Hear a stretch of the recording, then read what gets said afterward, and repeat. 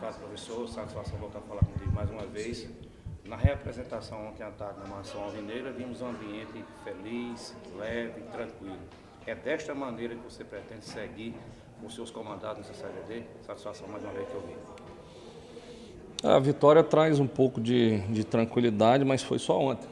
Hoje a gente já trouxe ali um pouco já do que vai ser o jogo, um jogo também difícil, mesmo que o Horizonte ainda não venceu dentro da competição, com certeza vai tentar buscar essa vitória dentro de casa, então vai ser um jogo tanto quanto difícil como foi contra o Souza. E a nossa meta é manter um padrão de força de marcação, de jogo também com a bola e principalmente continuar pontuando e vencendo as partidas, para manter o clima sempre agradável, sempre apto aí a boas conversas e os jogadores estarem mais tranquilos no dia a dia. Ô Felipe, você falava justamente desse adversário que vai ser difícil, né? E a Série D são 2 campeonatos. Esse primeiro seria um campeonato sem pontos corridos, depois um mata-mata. Seria o adversário ideal, já que é um lanterna, ou isso não significa nada, já que o 13 até pouco tempo era esse lanterna?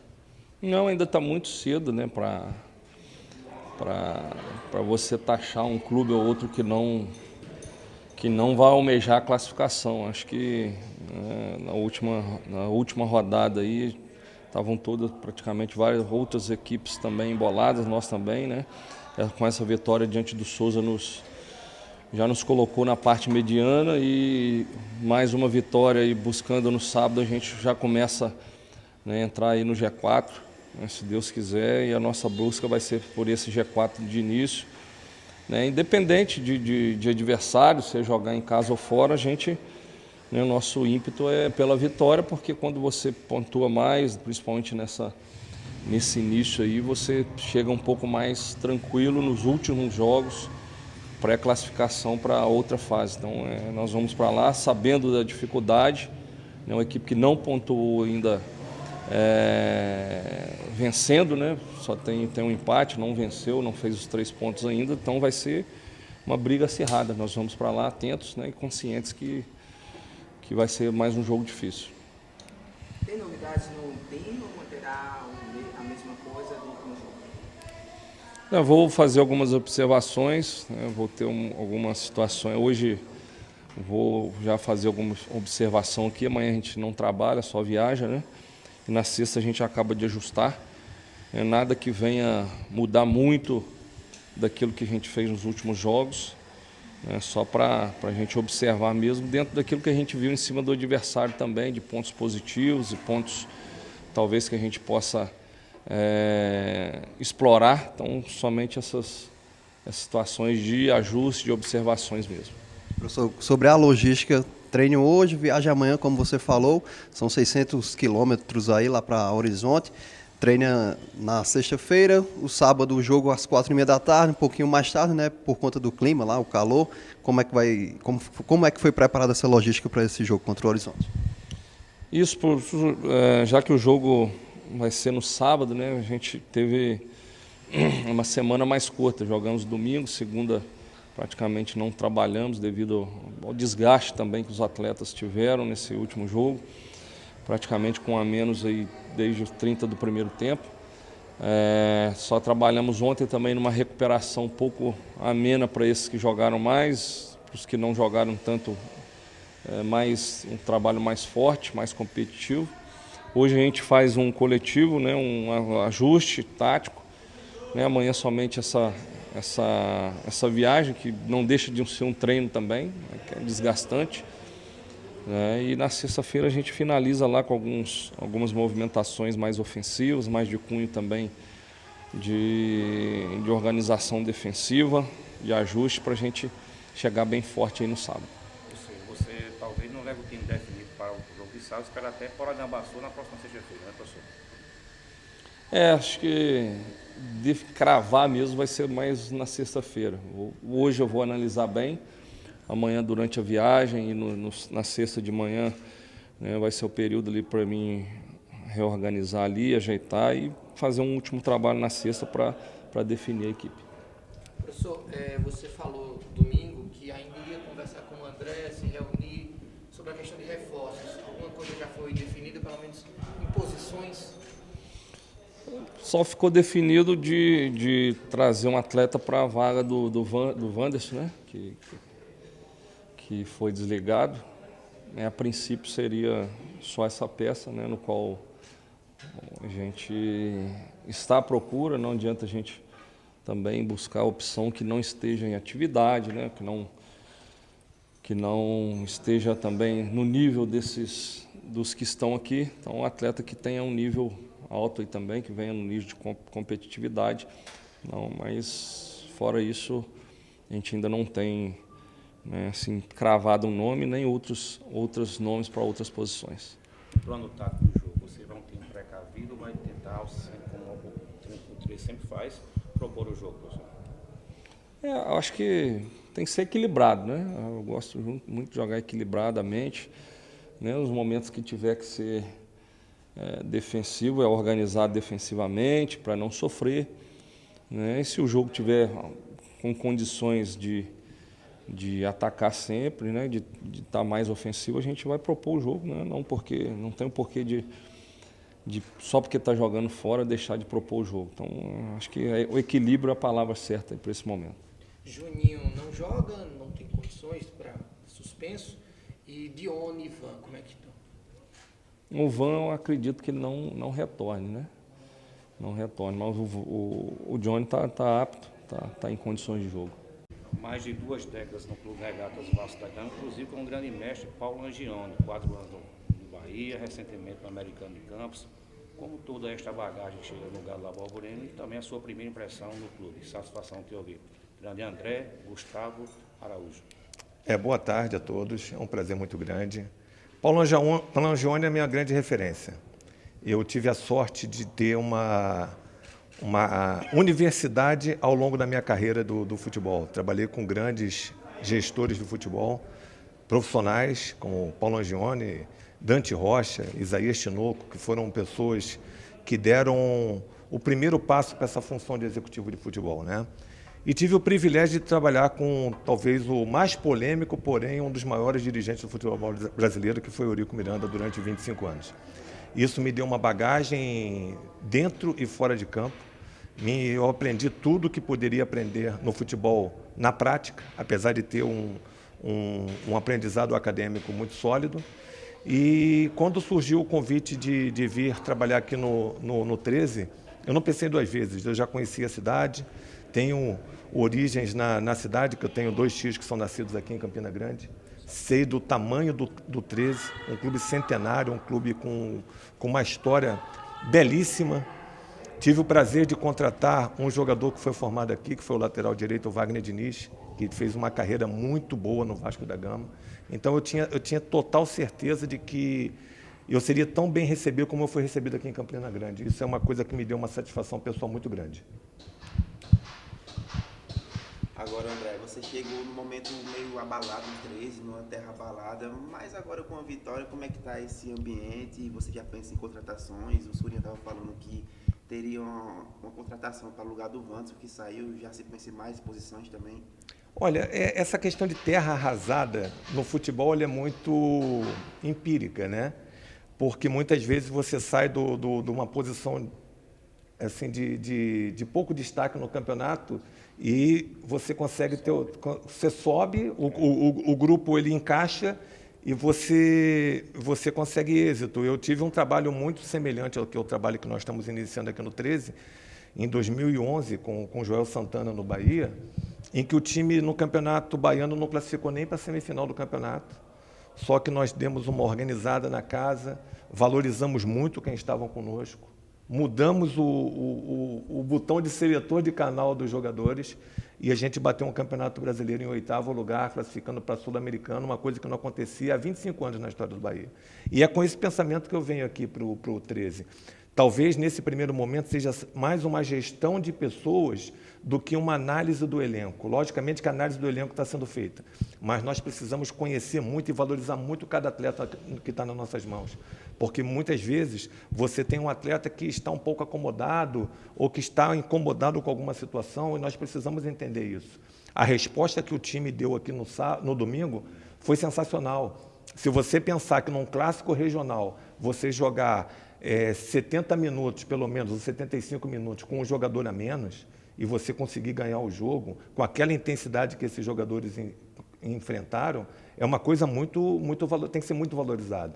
E eu fiquei muito satisfeito com isso, porque foi o que eu mais pedi quando eu cheguei aqui na quinta-feira e que eu conversei com eles na sexta, no sábado e no domingo, é que eles colocassem a alma em campo, que eles valorizassem o nosso maior bem, que é o torcedor, que é aquele que vai ali para a arquibancada e que ele muitas vezes tira o dinheiro do seu sustento para pagar um ingresso, mas que ele quer ver uma luta, ele quer ver uma entrega, ele quer saber que o jogador vai entrar em campo, logicamente, como um guerreiro e que vai defender as cores do clube. E, graças a Deus, eu tive a felicidade de ver isso. Então, agora é um momento de análise, com muita calma, com muita cautela, porque nós estamos numa fase do ano em que jogador livre dificilmente vai ter.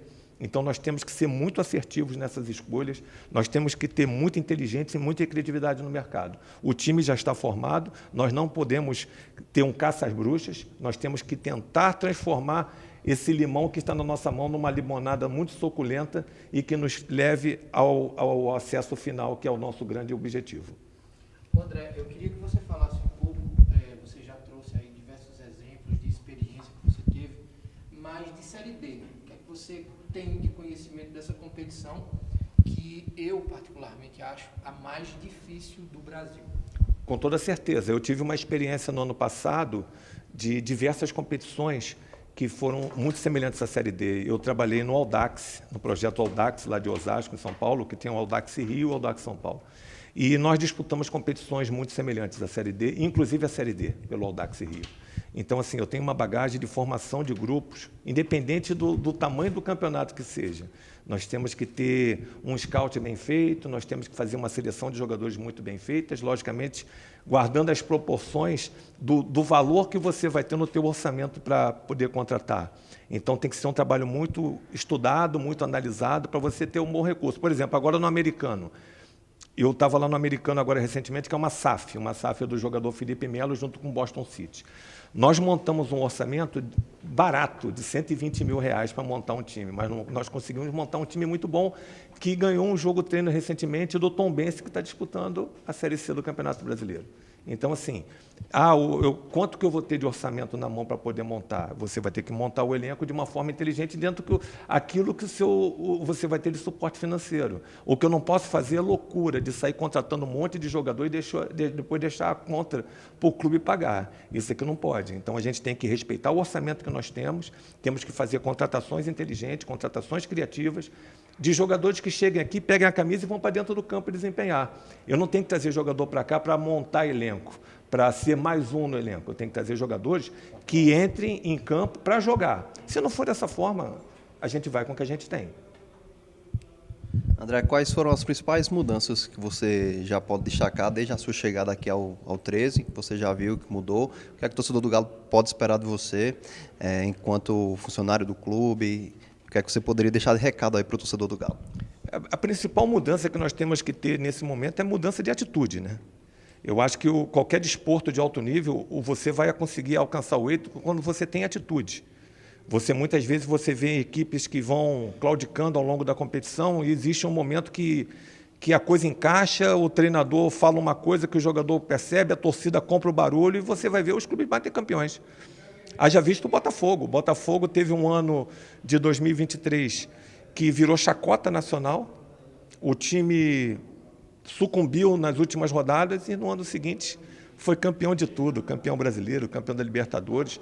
Por quê? Porque o grupo de jogadores entendeu que se eles não tivessem fechado, se eles não tivessem atitude, se eles não tivessem um comportamento dentro de campo que desse uma sustentação para grandes objetivos, eles não iam chegar em lugar nenhum. E é isso que eu quero trazer para cá.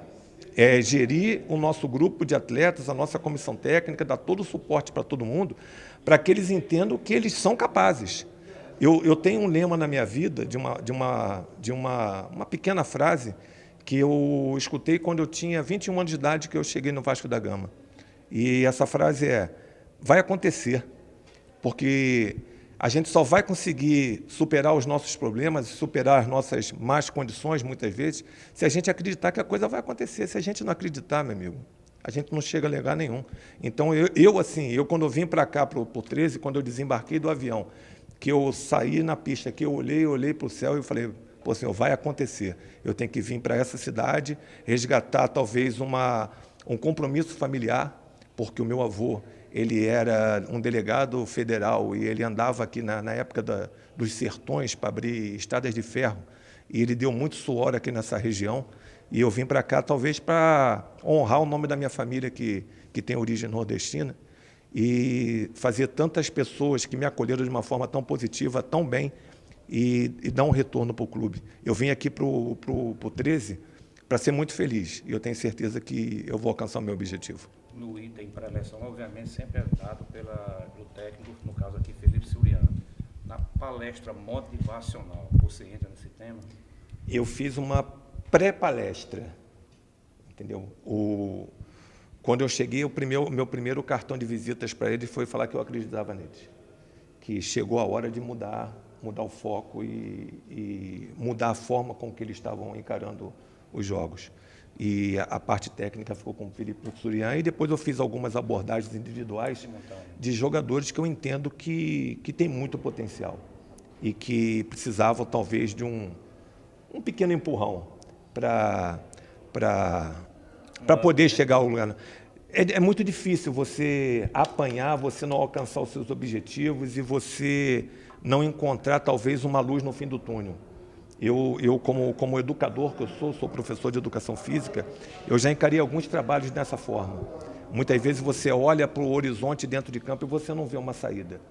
E se você não tiver um apoio psicológico, um apoio de motivação, um apoio de uma pessoa que te dê a mão e fala assim, vai lá que vai acontecer, muitas vezes você não consegue sair do lugar. Mais uma perguntinha, rapidinho. Sem querer comparar, mas o profissional que estava anteriormente, mas é só para contextualizar, não é comparando o trabalho, não.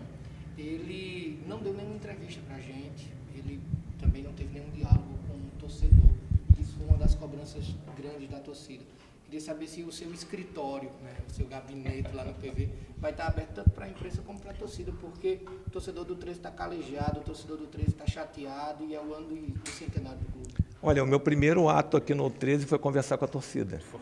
A torcida, acho que o senhor estava aqui no estádio, né? A torcida estava aqui assistindo o treinamento e eu deixei eles se desabafarem o tempo que foi necessário, e quando eu achei que era o momento certo, eu fui lá e conversei com eles. Eu acredito que tudo na vida você tem que ser verdadeiro, você tem que ser aquilo que é a sua essência. E não é justo eu não atender vocês, que são parte integrante do sistema, porque o futebol sem a imprensa não existe, e a imprensa sem o futebol não existe. Então a gente tem que fazer um trabalho acoplado, sempre falando a verdade, sempre sendo olho no olho. E é dessa forma que eu entendo o futebol. E da mesma forma a torcida.